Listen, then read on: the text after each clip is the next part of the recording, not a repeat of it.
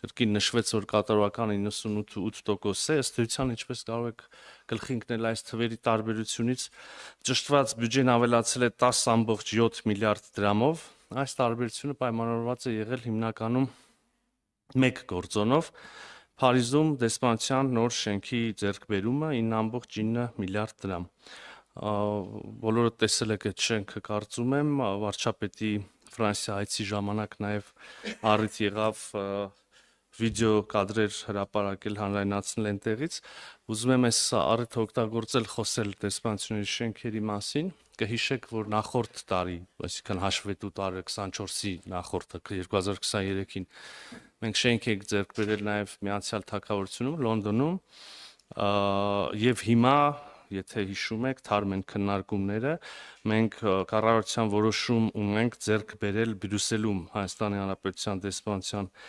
նոր շենքը 4.3 միլիոն եվրոյի համարժեք դրամով։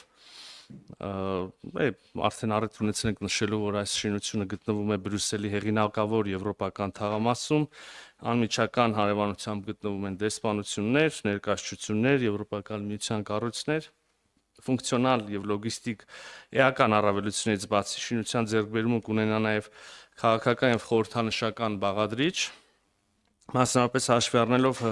ՀՀ փոխգործակցության ընդլայնումը եւ Բրյուսելում առավել տեսանելիություն եւ ներկանալություն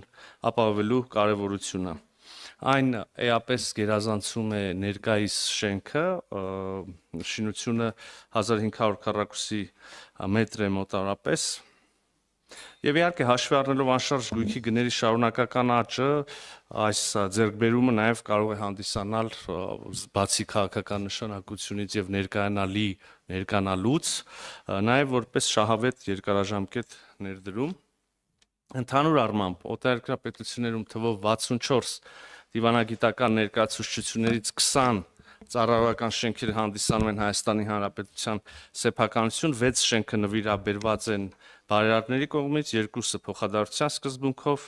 1-ը դեսպանընկալ պետության կողմից է հատկացվել, 11 շենք ձեռք է բերված Հայաստանի պետական բյուջեից։ Բացի այդ, եւս 13 շենք տրված է անհատույց օգտագործման